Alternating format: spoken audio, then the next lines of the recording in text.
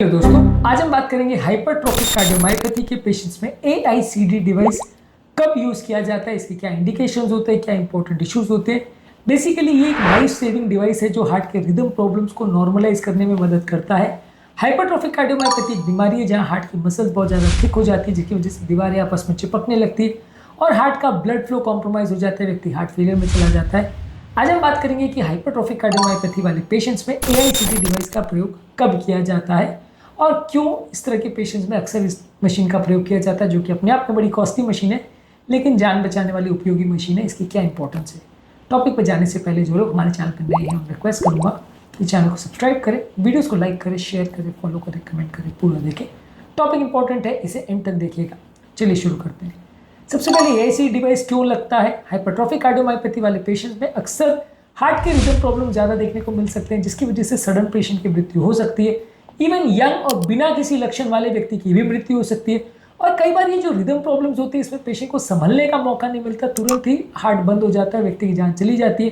काफ़ी dangerous situation होती है। इस तरह के सिचुएशन से बचने के लिए यहाँ पे AICD डिवाइस का प्रयोग किया जाता है। AICD डिवाइस बेसिकली एक शॉकिंग डिवाइस है जो कि अपने आप ही हार्ट के रिदम प्रॉब्लम्स को डिटेक्ट कर लेती है और सेंस करके तुरंत वहाँ पे शॉक डिलीवर कर देती है, ताकि जो हॉस्पिटल में जो डिफिब्रिलेटर मशीन का प्रयोग किया जाता है वो ऑब्वियसली घर पर तो रखना पॉसिबल नहीं है, और ऑब्वियसली घर पर किसी को पता चलेगा वो भी बड़ा मुश्किल है कि कब डिलीवर करना है। तो इसलिए मशीन सेल्फ डिटेक्टिव मशीन है जो खुद ही डिटेक्ट कर लेती है कि कब शॉक डिलीवर करना है, और शॉक डिलीवर करके रिदम को नॉर्मलाइज कर देती है, जिससे कि व्यक्ति की जान बच जाती है, उसको हॉस्पिटल तक पहुँचने का टाइम मिल जाता है, तुरंत मृत्यु नहीं होती है। ये डिवाइस पेसमेकर की जैसी डिवाइस होती है, माचिस के डब्बे की जैसी डिवाइस होती है, जो कि कंधे पे एक छोटे से चीरे द्वारा लगा देते हैं, उसके इलेक्ट्रोड हार्ट में लगा देते हैं और ये कंटिन्यूस करंट देता रहता है। अगर किसी की गति कम हो तो ये पेस करके गति को बढ़ा भी सकता है, और अगर किसी व्यक्ति की अगर गति बहुत ज़्यादा सडनली बढ़ जाए तो ये ऑटोमेटिकली डिटेक्ट करके उसको नॉर्मलाइज भी कर सकता है। तो ये दोनों तरह का काम करता है। हाइपरट्रोफिक कार्डियोमायोपैथी में किसी पेशेंट को अगर हाई रिस्क है, जैसे कि उसकी फैमिली में अगर किसी व्यक्ति को सडन कार्डियक डेथ की हिस्ट्री है, उसके फर्स्ट डिग्री रिलेटिव में किसी को सडन कार्डियक डेथ की हिस्ट्री है, तो इसका प्रयोग करते हैं। किसी व्यक्ति की अगर दीवार की थिकनेस बहुत ज़्यादा मोटी है, 30 मिलीमीटर से भी अगर ज़्यादा है, 30 मिलीमीटर से भी ज़्यादा है, तो वहाँ इसका प्रयोग करते हैं। कोई व्यक्ति को बिना किसी कारण के सडन बेहोशी का अटैक अगर हो चुका हो, जहाँ पे आपको लग रहा है डाउट कि उसको रिदम प्रॉब्लम की वजह से ये हुआ हो, तब वहाँ पे इसका प्रयोग कर सकते हैं। यदि होल्टर मॉनिटरिंग के दौरान नॉन सस्टेन वेंट्रिकुलर टैकीकार्डिया आपने डॉक्यूमेंट किया है, यानी कि 3 सेकंड से लेकर 30 सेकंड के बीच में अगर आपने वेंट्रिकुलर टैकीकार्डिया को डॉक्यूमेंट किया है, तो वहाँ पर इसका प्रयोग करना चाहिए।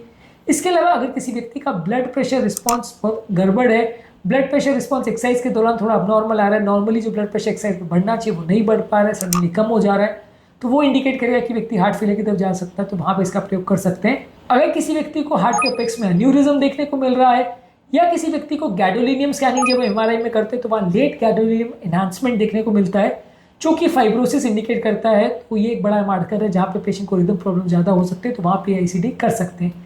ज़्यादातर अगर किसी व्यक्ति में एक या एक से ज़्यादा रिस्क फैक्टर्स, अगर मेजर रिस्क फैक्टर्स अवेलेबल हो, तो वहाँ आपको AICD करना चाहिए।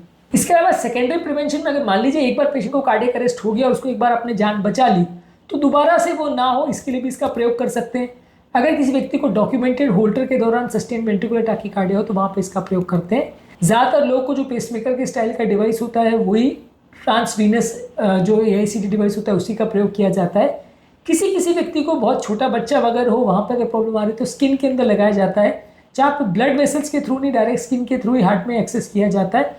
ये यंग पेशेंट में यूज़ किया जाता है, जहाँ पे वैस्कुलर एक्सेस नहीं हो, जहाँ पे कोई नली नहीं हो, जहाँ पे आप AICD डाल सकते हो, तो वहाँ पे इसका प्रयोग करते हैं। इसको सबक्यूटेनियस AICD बोलते हैं। ज़्यादातर वैसे ट्रांसवीनस वाला AICD कॉमनली हम लोग यूज़ करते हैं। ज़्यादातर ये AICD डिवाइस बहुत अच्छी मशीन है, क्योंकि अपने आप में करंट की प्रॉब्लम को डिटेक्ट कर लेती है, खुद ही पेस कर लेती है, खुद ही नॉर्मलाइज कर देती है, शॉक डिलीवर कर देती है, ज़्यादातर चीज़ें अपने आप कर लेती है, तो इसमें बहुत ज़्यादा फायदे हैं। प्रॉब्लम्स क्या है? प्रॉब्लम्स ये कि कई बार ये गलत डिटेक्शन कर सकते हैं और इनअप्रोप्रिएट या बहुत ज़्यादा शॉक जितने की ज़रूरत नहीं वो दे सकती है, जिसकी वजह से पेशेंट को बार बार झटका लगता है। जब कभी मशीन शॉक डिलीवर करती है तो पेशेंट को एक जोर का झटका जैसा लगता है, पंच पड़ा हो छाती में, ऐसा एहसास होता है। जब ये बार बार होने लगता है और बिना कारण के होने लगता है, तो पेशेंट को साइकोलॉजिकल प्रॉब्लम्स हो सकती है, वो एंग्जाइटी या स्ट्रेस में जा सकता है, जिसकी वजह से उसको प्रॉब्लम हो सकती है। कभी कभार लीड जो अपनी जगह से निकल सकती है, तो लीड रिलेटेड प्रॉब्लम हो सकती है, लीड फ्रैक्चर हो सकती है, डिवाइस में इन्फेक्शन हो सकता है, यानी पेसमेकर में होने वाले ज़्यादातर जो भी प्रॉब्लम्स है वो इसमें देखे जा सकते हैं। AICD डिवाइस क्या होती है, कैसी होती है, कैसे काम करती है, इसके क्या इंडिकेशंस, कॉन्ट्रा इंडिकेशंस है, ये सारी चीज़ों पर हमने ऑलरेडी काफ़ी डिटेल्स में वीडियो किए हैं। बेसिकली यंग पेशेंट में अगर किसी को सडन कार्डियक डेथ की हिस्ट्री है या सीवियर हाइपरट्रोफिक कार्डियोमायोपैथी तो वहाँ इसका प्रयोग करते हैं। अगर किसी में हाई रिस्क फैक्टर्स हो तो उसमें अगर AICD लगाते हैं तो उसको प्राइमरी प्रिवेंशन बोलते हैं। अगर किसी को ऑलरेडी अगर एक बार हो गया हो और उसमें अगर आप दोबारा ना हो इसको लेकर लगाते हैं तो उसको सेकेंडरी प्रिवेंशन बोलते हैं। दोनों ही तरह के केसेस में आप इसका प्रयोग करते हैं। ECG की फाइंडिंग्स क्या है, होल्टर की फाइंडिंग्स क्या है और MRI की फाइंडिंग्स क्या है, इसके बेसिस पे आप ये डिसीजन लेते हैं कि किस व्यक्ति को AICD डिवाइस की ज़रूरत है और किसको नहीं।